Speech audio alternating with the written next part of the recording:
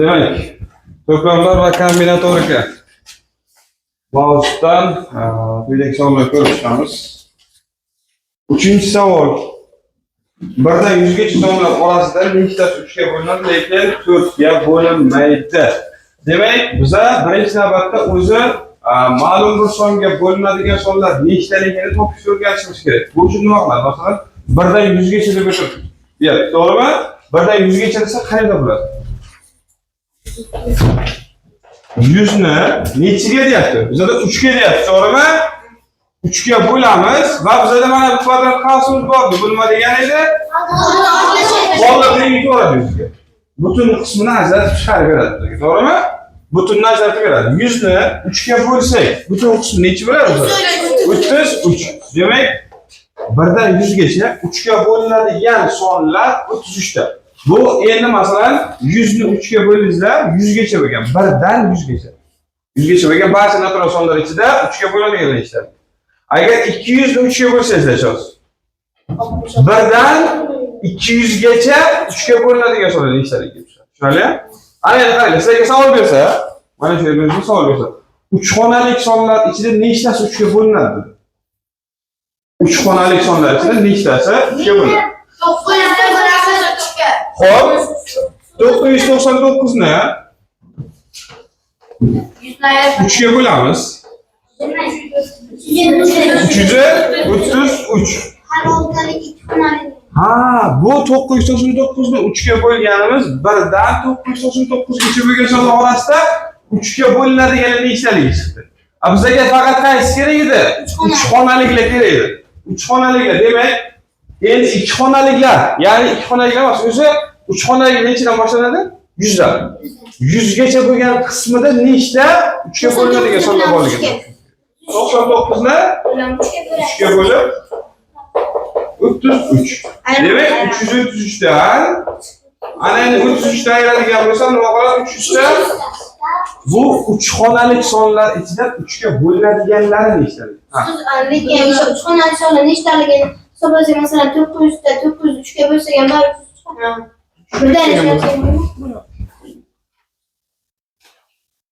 tushunarli? Nechtaligini aniqlash. Bo'linadigan sonlar nechta ekanligini aniqlash. Demak, bizda aytyapti, endi savolimizga qaytamiz. Bu qo'shimcha bo'ldi o'rtada.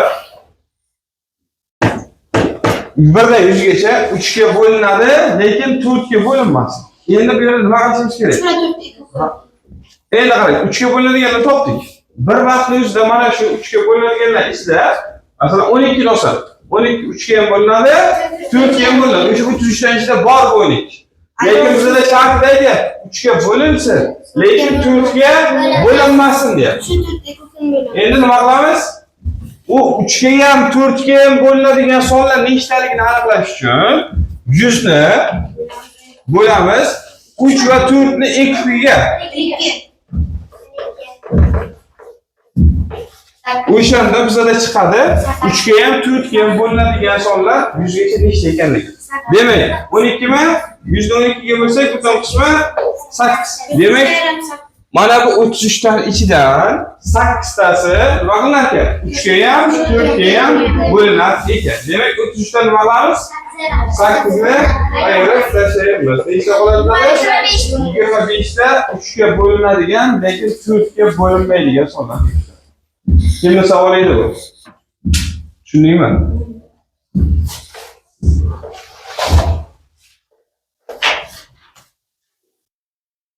To'rtinchisi. Bog'da jami 45 ta itlar va mushuklar sayrga olib chiqilgan. Demak, men sizlarga doimiy tartibda aytib kelganman. Yozinglar, qisqacha qilinglar masalalarda. Itlar hamda mushuklar jamisi 45 ta ekan. Ularning ba'zilari yashil ko'zli, qolganlari esa ko'k ko'zli. 12 ta itning ko'zi ko'k rangda. Mana bunday qo'ying, pastdan ko'k hamda yashil ko'zli va 12 ta itning ko'zi ko'k bo'lsa, 12 ta bu ko'k itlar, ko'zi ko'k bo'lgan itlar, 9 ta mushukning esa ko'zlari yashil rangda.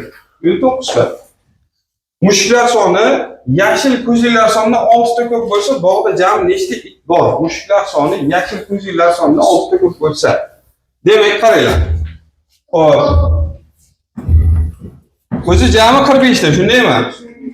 Mushuklar soni deyapti. Mana bu jami mushuklarni bu yerda ko'p ko'zlar x ta deb olaylik. To'g'rimi? X plus 9 ta mushuklar soni bo'ladimi? Yashil ko'zlilar sonidan 6 ta ko'p ekan.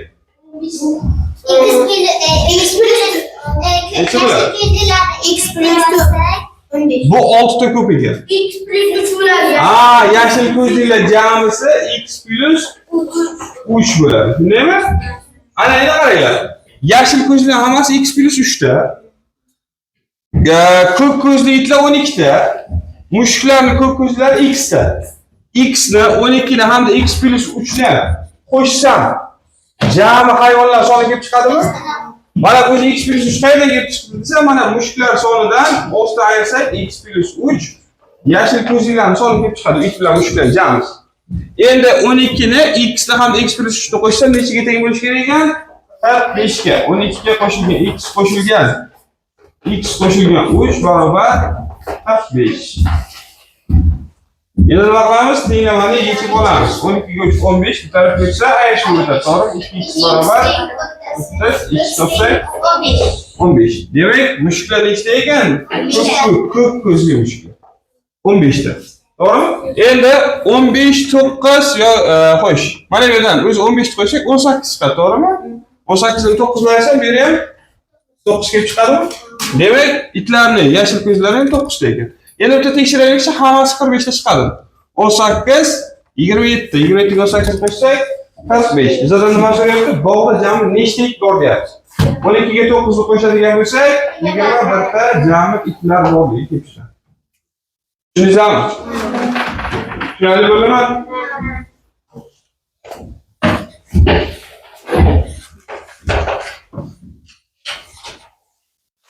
Sinfda 35 ta o'quvchi o'qiydi. Ularning 5 dan 2 qismi qiz bolalar. Demak, qiz bolalar nechta? 5 Xo'sh, 35 ni ko'paytiramiz 5 dan 2 ga. 14 ta. To'g'rimi? O'quvchilarning 7 dan 2 qismi ko'zoynak taqadi. Hammasi 7 dan 2 qismi.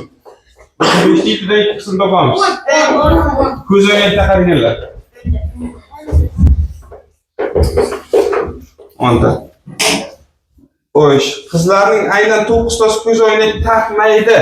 Demak, nechta ko'zoynak taqadi? Nechta o'quvchilar ko'zoynak taqmaydi? Demak, qaranglar. Mana to'plam tuzaylik shunga.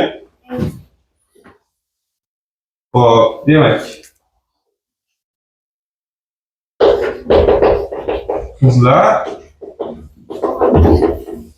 o'g'illar. Demak, o'rtada nima qiladigani bor? Ko'zoynak taqadiganlar. Endi qaranglar. Qizlar o'zi nechta ekan? 14 ta. O'g'il bola nechta bo'ladi shunda? 21 ta. To'g'rimi? Endi qizlarning aynan 9 tasi ko'zoynak taqmaydi. 9 tasi ko'zoynak taqmasa mana bu yoqqa kiradi 9 tasi. Shundaymi? Ana ko'zoynak bilan ketishgan joyga kirmaydi. Ko'zoynak bilan ketishgan joyga nechtasi kiradi? 5 ta. Ko'zoynak taqadiganlar nechta edi? 10 ta. Qizlardan 5 tasi kirgan bo'lsa, o'g'il boladan 5 tasi kiradimi?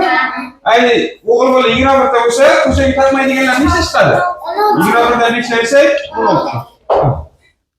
Demak, to'plab tuzadigan bo'lsak, nima bo'larkan bizga? Osonroq bo'lar ekan. Mana bunday to'plam tuzsanglar bo'lar edi. Tushunarlimi?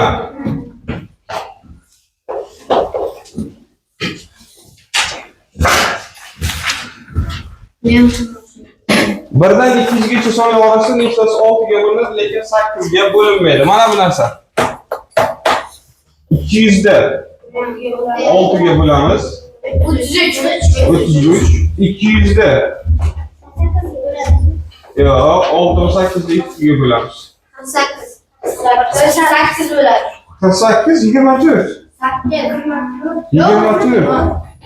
224 ga bo'lsak 8. 224 ga bo'ladigan bo'lsak 8. Demak, 33 dan 8 beramiz 25 ta. 6 ga bo'linadi, lekin 8 ga bo'linadi. To'qqiz. Xo'p, tushuntirib o'tib ketamiz. Nechta 3 xonali son 9 ga bo'linadi, lekin 6 ga bo'linmaydi. 9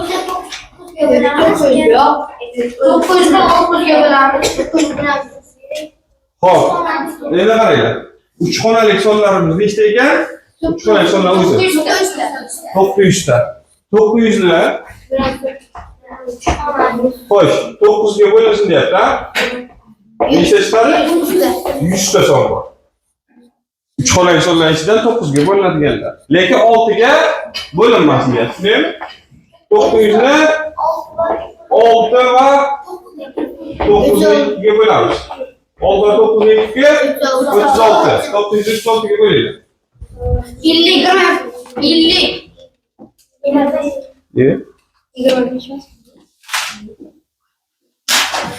50 ga oshib ketadi. 25. 25. Demak, 25 ta bo'ladigan bo'lsa, 100 dan 25 ta beramiz, 75. Ha? Yo'q, 9 ga bo'lsak, 6 va 9 18 bo'ladi. 18, ha, 900 demak 18 ga bo'lish kerak. 50.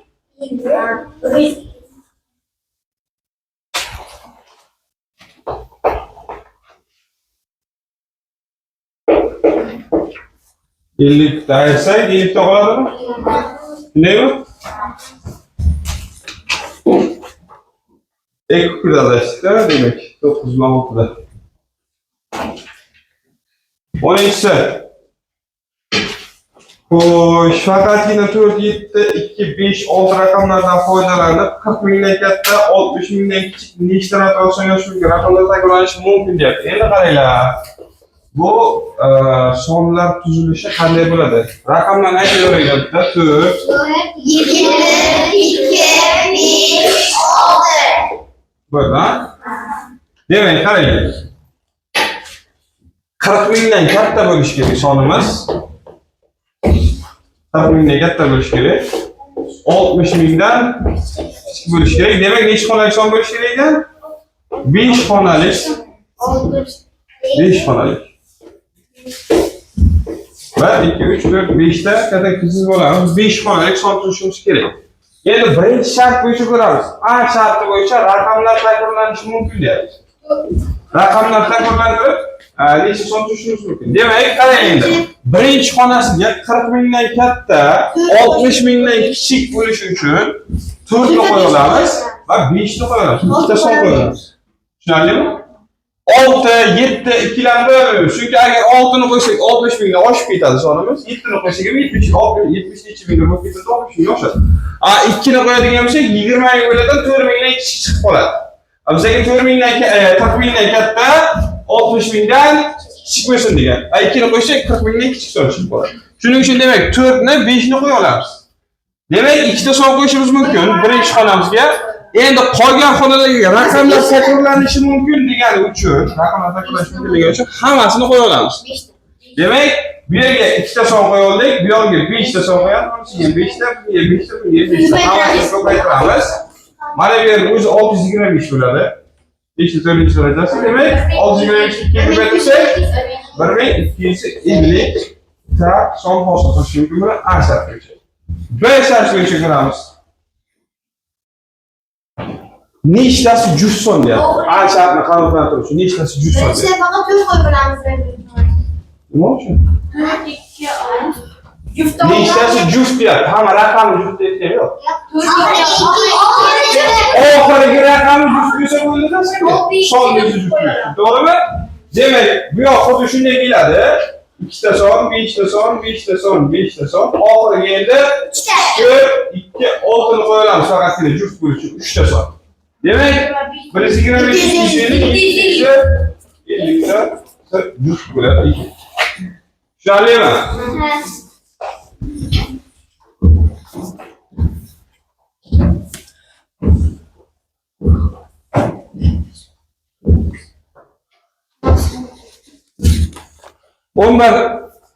To'plam tuzamiz 11 ga.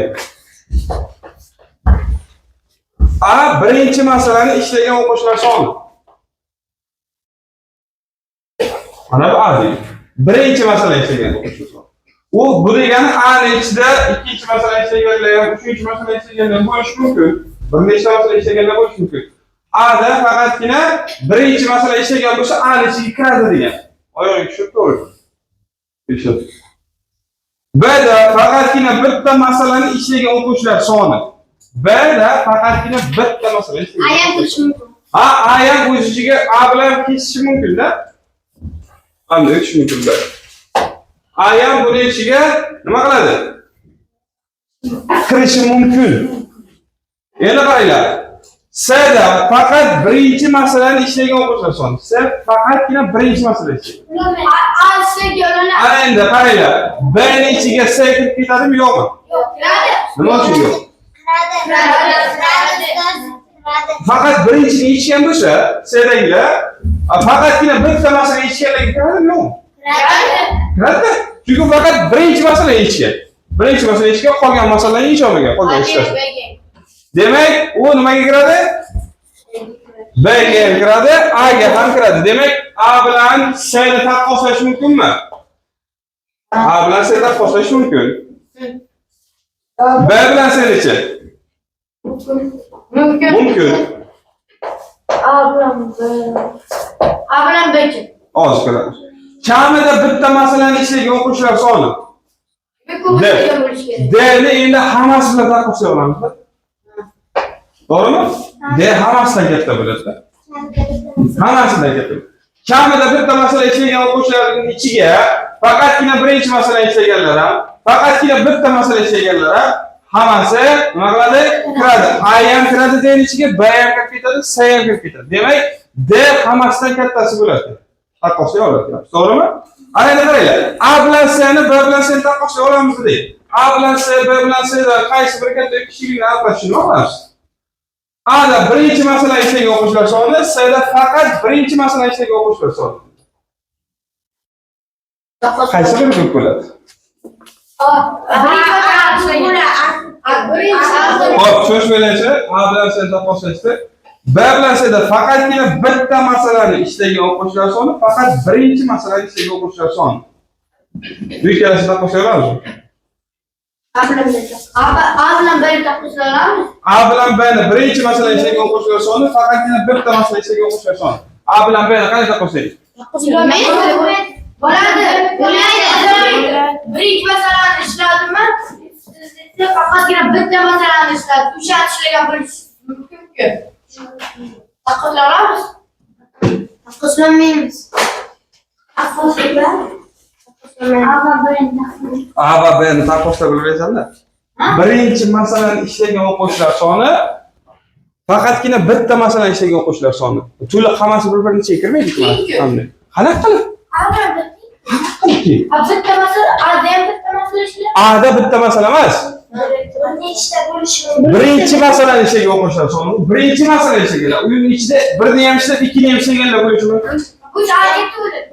Albatta bo'ladi B'da. Taqqoslay olamiz. Yo'q, Taqqoslay. taqqoslay bo'lmaydi. Birinchi masalani ishlagan o'quvchilar soni deyapti, faqatgina bitta masalani ishlagan o'quvchilar soni deyapti. Umid? Yo'q, taqqoslay bo'lmaydi-da bu yerda. Demak, A bilan B ni taqqoslab bo'lmaydi.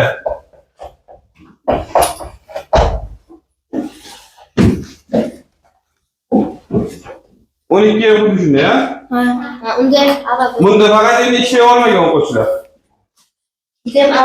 Bunda ham A va B bo'ladi, bunisiga o'zlari boshqa qilasizlar. 13. Guruhda 140 kishi bor. Ularning 54 tasi futbol to'garagiga, 64 tasi tennisga va 44 tasi suzishga boradi. Demak, qaranglar. Demak, futbol to'garagiga boradiganlar, tennisga boradiganlar, hamda suzishga boradiganlar bor ekan. Futbol, tennis hamda suzish. Eng avvalo to'plamni to'ldirib kelayotganda eng avvalo markazdagisi, eng ichkaridagidan boshlash kerak. Ya'ni eng ichkarida hech mana uchalasan kesishgan joy. Suzishga ham, futbolga ham, tennisga ham boradiganlar boshini ko'tarib. Demak, qaranglar, oxirida chiqgan suzishga boradiganlarning 6 tasi futbolga ham, tennisga ham boradi. Demak, mana bu yerda 6 kishi. Ana endi futbolga boradiganlarning 20 tasi tennisga ham boradi. Mana bu yerga futbolga boradiganlarning 20 tasi tennisga boradi. Mana bu oradan 20 ta bo'lish kerak. Mana 6 ta bo'lsa bu 14 ta bo'ladi. Yaxshi. Endi tennisga boradiganlarning 12 ta suzishga boradi. Mana boralar. 12 ta bo'lish kerak. 12 ta bo'lish kerak. Bu yer 6 ta bo'lsa, bu yoqda 6 ta bo'ladi. Futbolga boradiganlarning 16 ta suzishga boradi. Mana bu yer 16 bo'lish kerak. 6 ta bo'lib turibdi, demak bu yer 10 ta bo'ladi. Endi 54 ta futbolga boradigan bo'lsa, faqat futbolga boradiganlar topish uchun. Ayramsitman. Xo'p, qo'shsak 20 o'ttiz. 24 bo'ladi. 54 kishi deyapti. 64 ta tennisga deyapti. Suzishga esa 44 ta. Demak, endi 64 ta aytishimiz kerak mana bundan yig'ilsin. 26. 64 dan 26 ni ayiradigan bo'lsak, 38. Faqatgina tennisga boradiganlar. Endi suzishga boradiganlar faqatgina. Qo'yish 22 qolar ekan, 44 dan 22 ni aytsak. Endi hammasini qo'shamiz, bular hammasi. Mana o'rtamizini qo'shib olaylikda 14 ga 20, 36. 36 ga 24 qo'shamiz.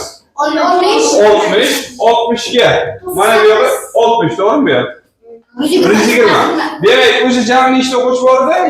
140 kishi bordi. 120 kishi hammasiga 3 darslar qaysilarigadir qatnashadigan 20 kishi hech biriga nima qilmaydi? Qatnashmaydi. Bizlar ham shuni so'ragan. Hech qaysiga bormaydiganlarni eshittirgan. Tushunarlimi?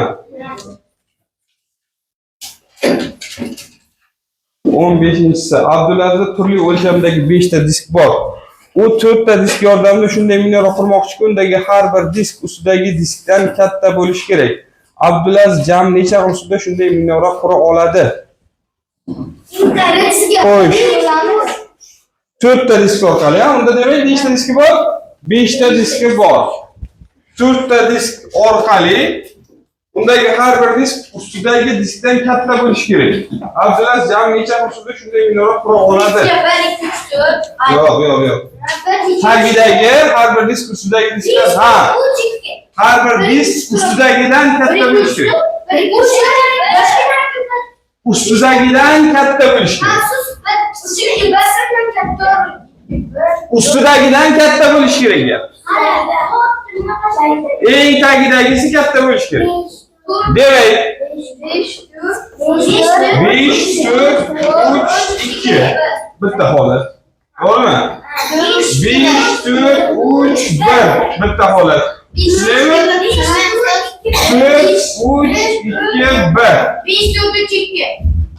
1. 5, 4, 3, 2. Mana bunimi?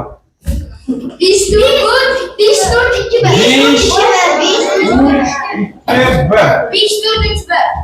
5, 4, 3, 1. Mana do'stlar yozilgan. 5, 4, 2, 1. Xo'sh. 5, 4, 2, 1. 5, 4, 2, 1. 5, 3, 2. Nasıl 2? Nasıl? 4, 3, 2, 1. 4, 3, 2, 1. 4 tane çıkmış gerek. 5, 4, 3. 4 tane çıkmış. Demek işte usul var iken ben 5 de usul var iken.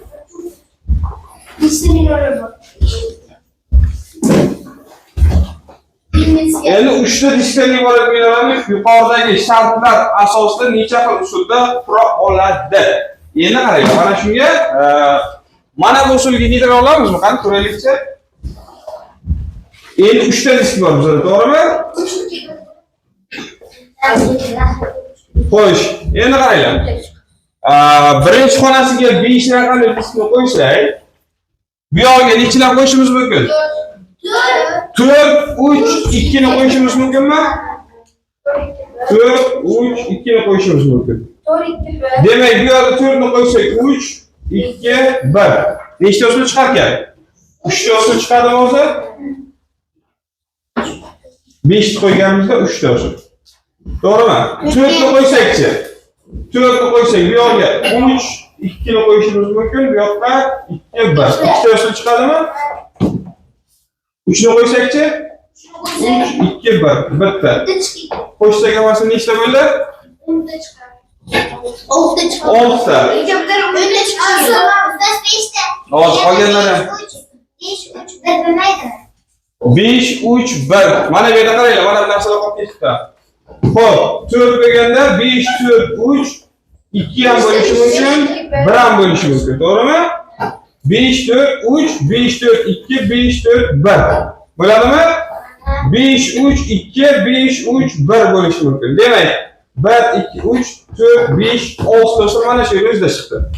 Demak, bu yerda 4 3 2 mana 2 ni o'rnida 1 ham bo'lishi mumkin. Bu yerda demak 3 ta chiqdi. Bu yoqda esa bitta bo'ladi.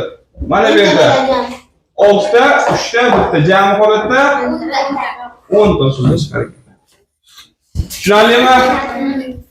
Yozinglar.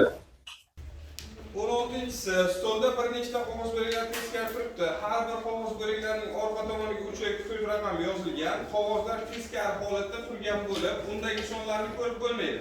Tavakkalga stol ustidan eng kamida nechta qog'oz bo'laklarini olganda bir nechtasining yig'indisi 12 bo'lgan sonlarni uchratish mumkin deyapti. Eng kamida nechtasini olganimizda. Demak, 3 dan nechta olishimiz kerak?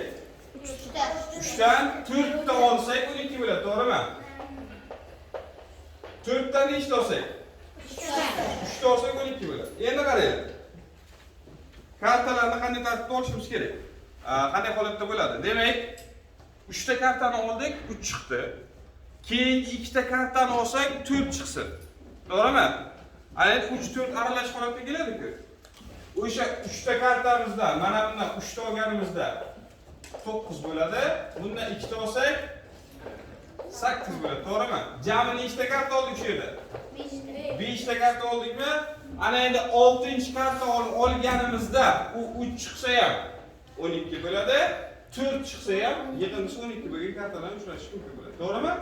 Shuni hisobiga demak nechta karta olishimiz kerak ekan? 6 ta karta olganimizda bir nechtasining raqamlari yig'indisi 12 bo'lgan topishimiz mumkin bo'ladi. Tushunarlimi? Ha. Deb tushunmadi. Bu yo'q bo'ladimi? Agar 3 tushmay qolsa-chi? 2 ta bo'ladi. Hop, 4 ta chiqadi. Aniq. Bu holatda. 3 tushmay qolsa 4 ta chiqadi. 4 tushmay qolsa 3 ta chiqadi. Tushundingizmi? Aniq 6 taning ichida chiqadi. Nimaga? 3 ta 4 ta. Shuni 3 ta mana 3 4. Yo'q, bunda. Yo'q, o'zi 4 ta olsak 12 bo'ladi, undan 3 ta olsak 12 bo'ladi. Nima qiladi? Qancha O'zi nechtadan bo'lish kerakligini aytdik. Mana 3 dan 4 ta olsak 12 bo'ladi, 4 dan 3 ta olsak 12 bo'ladi. Bundan 3 ta chiqdi deylik, bundan 2 ta chiqdi. Demak, o'sha 5 ta bo'ldi, 6-karta olganimizda 3 chiqsa ham 12 bo'ladi, 4 chiqsa ham 12 bo'ladigan chiqadi. Masalan, aytyapti ular, boshidagi 3 tasi chiqmasa-chi. Boshidagi 3 tasi 4 chiqsa bo'ldi, yetarli bo'ladi-da bizga. To'g'rimi? Aniq 7 taning ichida aniq bo'ladi. Qolgan 3 tasining ichida chiqishi ham mumkin, 4 tasining ichida chiqishi ham mumkin, u ehtimolligi bor. Aniq emas. Tushunarlimi? Xuddi shartli masalalarga o'xshaydi. Tushundingizmi? Har biridan bir xil rangdan chiqishi ehtimolligi qanday desak, bitta rangdan ikkita bir xil rangdan ikkita bo'lishi ehtimolligi qanday desa, unday shunday qiladi, kamasdan. Bittada kapsulda olib chiqadi. 17-si quyidagi shartlarni qanoatlantiruvchi sonlar omadli son deb ataylik. Ya'ni qanaqa shartlar? Raqamlar o'sib borish tartibida eng kichik raqami eng katta raqamdan 4 ga farq qiladigan 3 xonali omadli sonlar nechta deyapti. Raqamlar o'sib borish tartibida bo'lsin, eng kichik raqami eng katta raqamdan 4 ga farq qilsin. 135. Demak, 135. 125. 345. Bo'ldimi? 125. 115 raqamlari ketmaga o'sib boruvchi deyapti. O'sib borishiga kirmaydi bu hisobga. 235. 235 yo'q, 236 bo'ladi. 4 ga 3'ga farq qilsin deyapti. Eng katta va eng kichik raqam orasida. 246.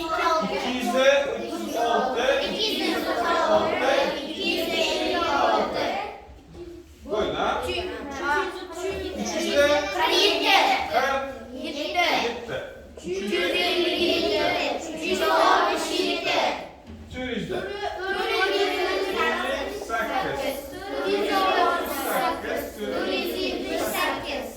5 bilan.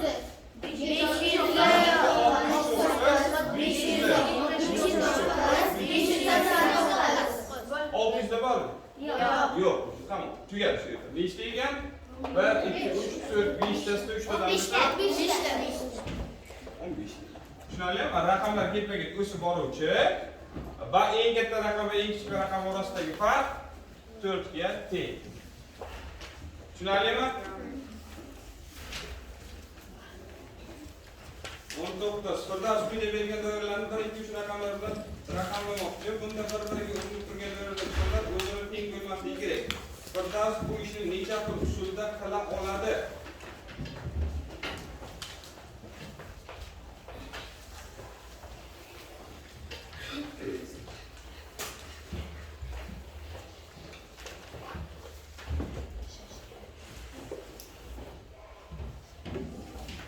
Bir, ikki, uch raqamlarni joylashtirish kerak, to'g'rimi?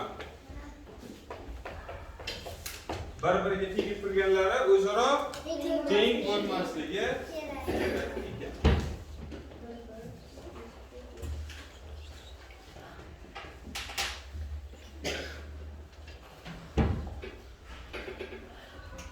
Xo'sh, demak, bu yerga birga qo'ysak.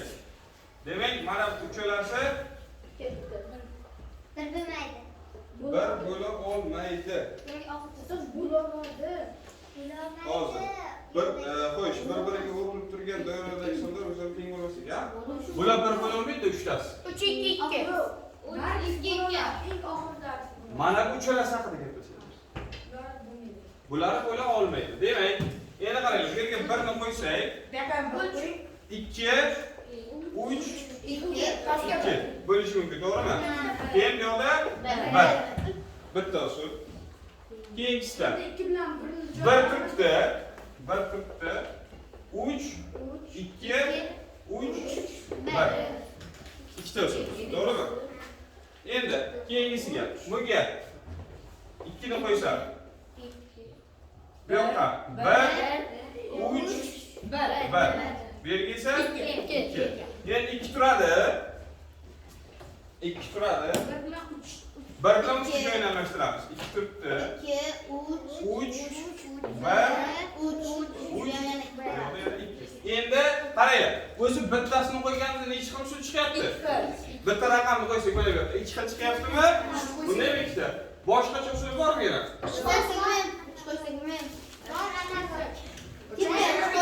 Xo'sh, birni qo'yganimizda boshqa yana bitta usul chiqadimi? Mana pastdagi doiraga Hozir qaranglar, 1 qo'ydik. 2 3 2. Demak, bu yoqqa 3 2 ni qo'yib bo'lmaydi-da, bir yoqqa qo'ygandan keyin faqatgina bir tushadi, mana bu. Tushundingizlarmi? Bu yoqqa 1 bo'lgandan keyin bu yoqqa mana 1 bo'ladi. Demak, faqatgina 2 xil usul chiqadi. 2 xil usul chiqadi har bir raqamda.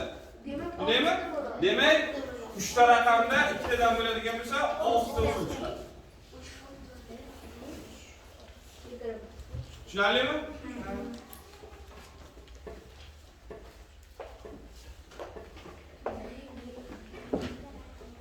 Maryamda raqamlar yozilgan 6 ta kartoshka bor. Maryam bu kartoshkalarni yonma-yon qo'yib, nechta turli 6 xonali son hosil qilish mumkin deyapti.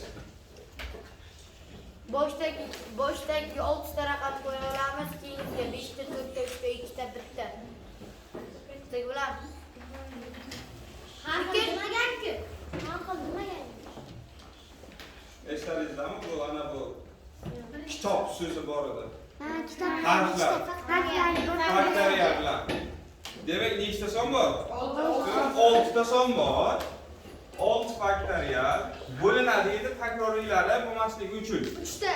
3 ta takror. 3 ta 2 bor, 3 ta 5 bor. Demak, 3 faktorial ko'paygan 3 faktorial. 3 faktorialga bo'linishi kerak. 3 faktorial 6 faktorial qisqarib ketadi.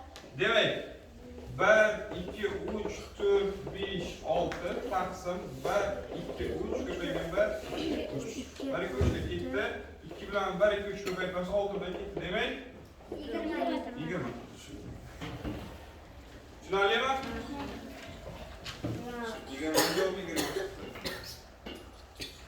21.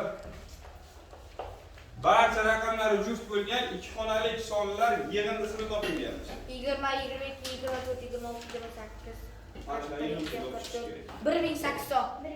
1800. Xo'p, qaranglar. 20 plus 22 plus 24 plus 26 plus 28.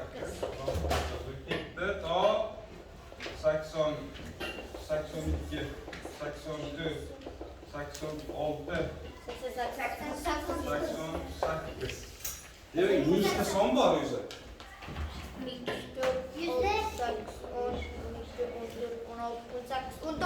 20 da 5 ta, 40 da 5 ta, 60 da 5 ta, 80 da 5 ta. Hammasi 5 tadan bo'lsa 20 ta. 20 ta son bor, to'g'rimi? Endi qaranglar, bitta boshdan bitta oxirdan birlashtirib qo'shib ko'rayotgan to'g'ri chiqadi. 88 ga 20 ni qo'shsak 108. 86 22. 108. Endi qaranglar, mana bu 40 bilan 68 ni yig'indisi ham 108 bo'ladimi? Demak, qaranglar. Sizlarga o'tkazib o'rgatdim. Osonroq yig'indini nechiga tengligini topish osonroq usul. Bitta boshdagi bitta oxirdagini qo'shamiz. 108. Nechta bo'lsa o'shaga ko'paytirib 2 ga bo'lamiz. To'g'rimi? Demak, 1080. Bitta qo'shib chiqqandan keyin osonroqmi? 20 ta son bor edi. 2 bo'lamiz. 10 ta 108. Tushunarlimi? 22.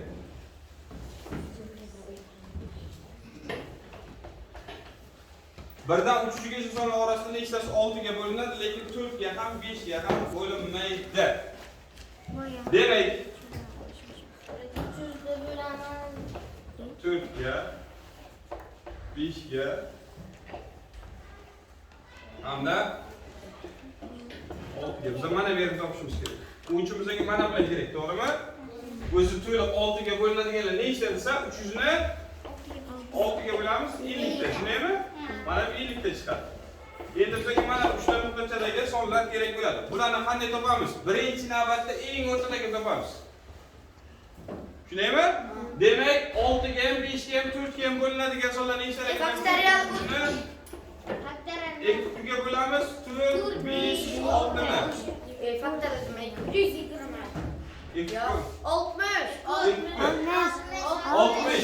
360 ga bo'lsak 5. Demak, mana bu yeri 5 deydi. Endi qolganini topamiz. Mana 5 bilan 6 mana bu orani topishimiz kerak. Mana bu yerga. 300 da bo'lamiz. 300 da bo'lamiz 300 ga da. Tushunaymi? 6 bilan 5 ga 10. Demak, o'zi mana bu yer 10 chiqadi. Bu yeri 5. To'g'rimi? Endi mana bu yerni topishimiz kerak. 300 da bo'lamiz 12 ga. 12 ga. To'g'rimi? 12 ga bo'lsak 25. O'zi mana bu yer 25 chiqadi, bu yer 20. 25 5 qo'shsak 25. 50 tamida 50 ga 25 dersak 30 chiqadi. Bu yog'i 20. Demak, faqatgina 6 ga bo'linadigan sonlar nechta ekan? 20 ta, 4 ga va 5 ga bo'linmaydiganlar. Tushunarlimi? Topilish usuli. 20 o'chingni o'zlaringizga, xuddi shunday bu yer. Xuddi shunday, ha. 24. Demak, qaranglar. Sardor 3 xonali son o'yladi. Matematik Rasulbek esa Sardor o'ylagan sonni taxmin qilmoqchi. Rasulbek bu sonni 6 ga ham 8 ga ham kerakli ekanligini hamda 5 ga bo'lganda bir qoldiq qolishini biladi. Rasulbekning Sardor o'ylagan soni haqidagi taxmini birinchi urinishda to'g'ri bo'lish ehtimolini toping deyapti. Demak, birinchi navbatda qaranglar. 3 xonali son o'ylayapti Sardor, Rasulbek esa uni taxmin qilib topish kerak. Rasulbek nimani biladi? O'sha Sardor o'ylagan son 6 ga ham, 8 ga ham bo'linishini va 5 ga bo'lganda bir qoldiq qolishini biladi. Demak, 5 ga bo'lganda 1 qoldiq qolishi uchun, demak, sonning oxirgi raqam 6 bo'lishi kerak yoki 1 bo'lishi kerak. 31. Agar 1 bo'ladigan bo'lsa, oxirgi raqam 1 bilan tugaydigan bo'lsa, 6 va 8 ga bo'linmaydi. Chunki oxirgi raqam toq bo'lgandan keyin son toq bo'ladi. Toq sonda hech qachon juft songa qoldiqsiz bo'linmaydi. Shuning uchun demak, sonning oxirgi raqam necha bo'lishi kerak ekan? 6 bo'lishi kerak. Endi qaranglar. 6 bo'lishi kerak. Biza nima qilamiz? Birinchi navbatda dastlabki 6 ga ham 8 ga ham bo'linadigan oxirgi raqam 6 bilan tugaydigan 3 xonalik sonni topishimiz kerak. 156. 156. Oxirgi raqam 6 bilan tugaydi. 156 8 ga bo'linmaydi. 216. 8 ga bo'linmaydi. 216. 216 8 ga bo'linadimi? Ha. 216. Demak, dastlabkisi 216 ekan. Endi 6 ga ham bo'linadi, to'g'rimi? 6 ga bo'lsak, 3 u 6 36 chiqadi. 8 ga bo'lsak 27 chiqadi. Bo'linadi. Demak, 5 ga bo'lganimizda esa 1 qolib qoladi. Endi bundan keyingisini topishimiz uchun uni ham oxirgi raqam 6 bilan tugatish kerak. Bu uchun biz 6 va 8 ni 2 kuni qo'shib chiqishimiz kerak bo'ladi. 6 va 8 ni 2 kuni necha bo'ladi? 48. 24. Ana endi 24 ni qo'shsak, hozirgi oxirgi raqam 0 bo'lib ketadi. To'g'rimi? 24 dan bitta olsak. 24 dan 2 olsak, 8 qo'shiladi, oxirgi raqam necha bo'lib ketadi? 4 bo'ladi. Bizda 6 bilan tugashi kerak oxirgi raqam. 24 dan 3 ta qo'shsak, 72 oxirgi raqam keyin 8 bo'lib qoladi. Tushundingmi? 24 dan 4 ta qo'shsak, oxirgi raqam 2 bo'lib qoladi. 24 dan 5 ta qo'shsak, oxirgi raqam necha bo'ladi? 6 bo'ladi. Demak, 24 dan 5 ta qo'shishimiz kerak ekan 120. Har 120 ni qo'shganimizda demak nima bo'lar ekan? Ushbu shartni qanoatlantirib berar ekan. 216 ga 120 ni qo'shamiz. 336 mana. 8 ga ham 6 ga ham bo'linadi. 5 ga bo'lganda esa 1 qoldi qoladi. Keyingisi yana 120 ni qo'shamiz. 456. Keyingisi yana 120. 576. Yana 120 qo'shadi. 696. Yana 120 qo'shadi.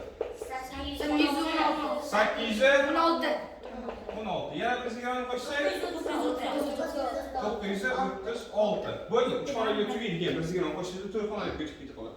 Tushunarli? Demak, nechta bo'ldi? 1, 2, 3, 4, 5, 6, 7 taxmindan bittasi to'g'ri chiqadi. Demak, uning topish ehtimolligi 7 dan 1 ga teng bo'ladi. Tushunarlimi? 25-si. Ustoz 100% ham topmaydi-ku. Yo'q, ehtimolligi deyapti.